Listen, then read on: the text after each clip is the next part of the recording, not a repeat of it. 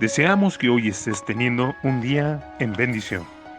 Dice la palabra de Dios: y haré de ti una nación grande, y te bendeciré, engrandeceré tu nombre y serás de bendición.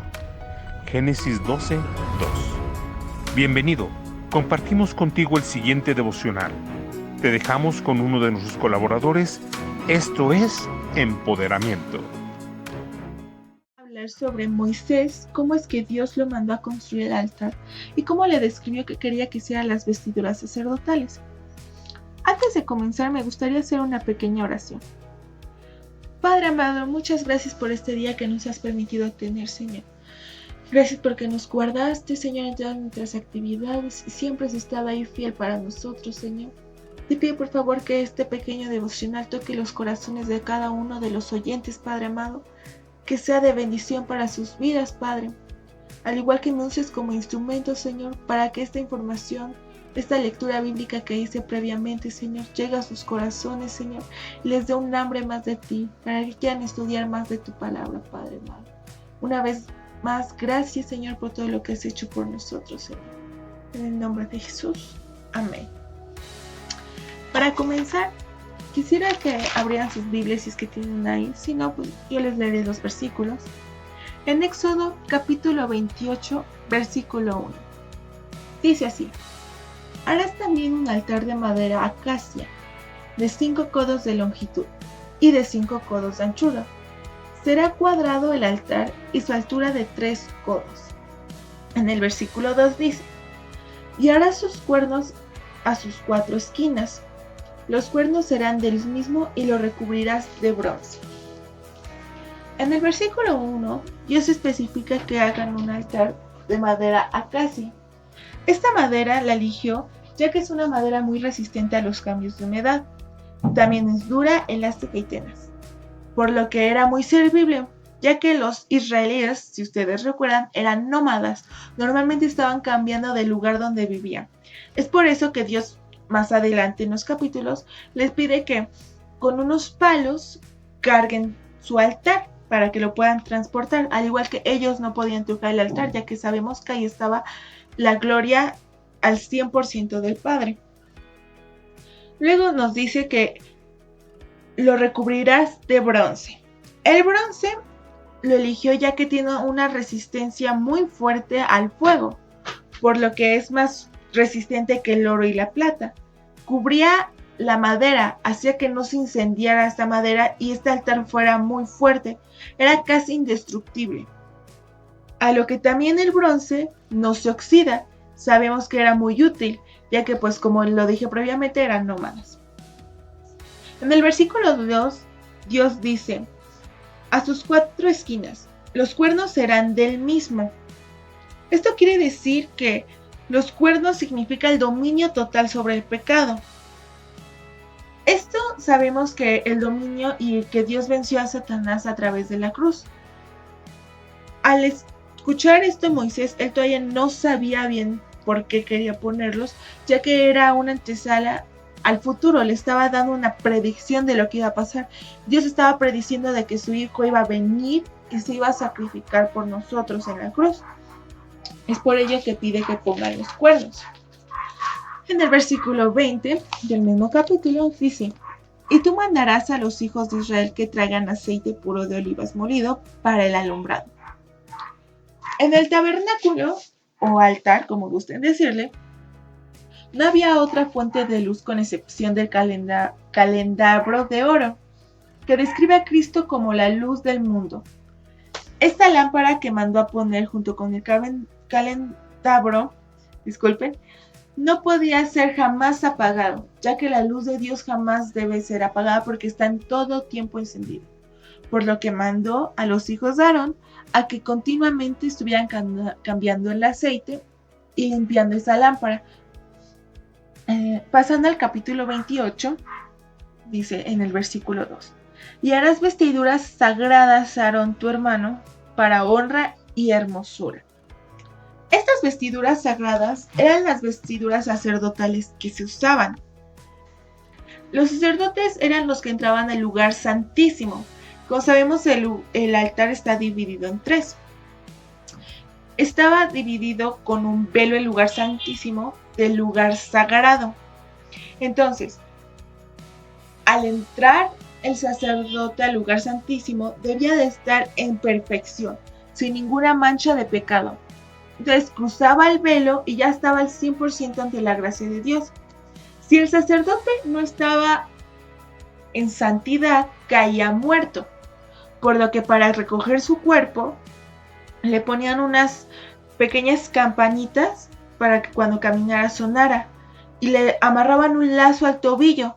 Entonces, si dejaban de escuchar las campanas, significaba que el sacerdote había estado en pecado y había caído muerto, por lo que lo jalaban con un lazo para retirar el cuerpo. Entonces, estas vestiduras, regresando al punto, fueron hechas para los sacerdotes, los hijos de Aarón. Dios los había elegido así.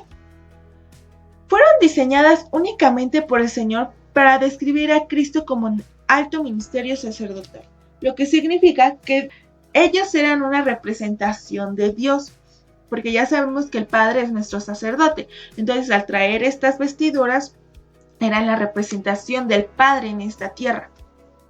Pasando al versículo 4, capítulo 28, dice: las vestiduras que se harán son estas: el pectoral, el efod, el manto, la túnica labrada, la mitra y el cinturón. Hagan pues las sagradas vestiduras a Aarón, tu hermano, y a sus hijos para que sean mis sacerdotes. Aquí vemos cómo Dios describe cómo quería que fueran sus vestiduras. Si se dan cuenta, se parecen mucho a las vestiduras que usan hoy las panderistas. Tienen el efod, el manto, el cinturón, por lo que ahora las panderistas usan una representación de cómo era la vestidura sacerdotal. Pasando al versículo 6, dice: y eran el efod de oro, azul, púrpura, carmesí y lino torcido de obra de bordador, lo que significa que Dios estaba dando colores específicos. Estos colores tienen un significado. Como podemos ver, voy a explicar algunos, no todos. El azul significa majestad, el púrpura autoridad, porque pues ya sabemos que nuestro Padre es nuestra autoridad. Carmesí, humanismo, ya que nosotros somos la creación, los hijos de Dios, somos los humanos, somos representados igual ahí. Y el lino torcido, que es una representación de frescura y limpieza. En el versículo 9 dice: y tomarás 2 piedras de onice y grabarás en ellas los nombres de los hijos de Israel. Estas piedras significaban honra a las 12 tribus, porque grabó a las 12 tribus. Los nombres grabados dan un sentido de pertenencia, ya que nosotros pertenecemos al Padre. Esas tribus pertenecían al Padre. En el versículo 31 dice: harás el manto del efod todo de azul. Si se dan cuenta, anteriormente ya había dicho que significa el azul, majestad. Entonces, al traer el manto del efod totalmente de azul, significaba que sus intercesiones iban a llegar hasta el Padre, hasta el cielo. Con esto quiero llegar a una conclusión. Antes los sacerdotes debían de usar estas vestiduras para poder entrar también al lugar santísimo. Debían de estar 100% en santidad, sin ninguna mancha. Como vimos en los primeros versículos, el Padre dijo que su Hijo iba a venir y se iba a sacrificar por nosotros.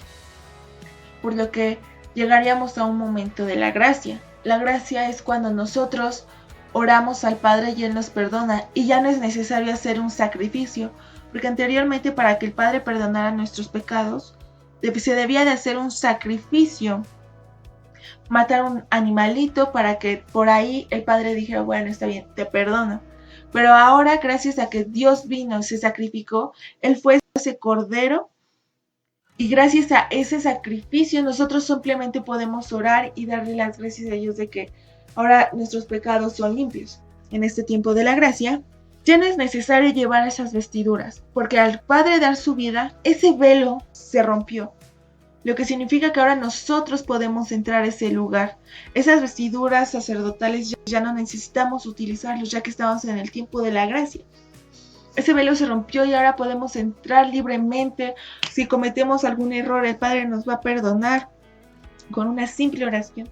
Yo considero que es algo muy hermoso eso, ya que antes era muy complicado, porque sabemos que nosotros somos carne y nos cuesta mucho trabajo a veces. Y el Padre ahora nos la pone más fácil, nos da esa confianza de saber de que cuando cometamos un error, Él nos va a escuchar y Él nos va a perdonar sin necesidad de hacer un sacrificio. Y yo quisiera terminar esto con una oración para darle las gracias al Padre, porque gracias al sacrificio que hizo su Hijo por nosotros en esa cruz, ahora podemos estar en ese tiempo de la gracia sin tener que utilizar esas vestiduras sacerdotales físicas. Entonces los invito a cerrar sus ojos y voy a comenzar. Padre, muchas gracias por haber dado a tu Hijo en esa cruz, Padre amado. Gracias porque te importas mucho por nosotros, Señor. Gracias porque cada día, Señor, nos cuidas y perdonas nuestros pecados, Padre Santo. No como antes, Señor, que teníamos que hacer un sacrificio con los animales, con un cordero, Padre. Gracias porque mandaste a tu Hijo para que fuera ese cordero en esa cruz, Padre amado. Gracias, Señor. Una vez más, Padre amado, te pedimos, Señor, que nos ayudes a guardarnos en santidad, Padre.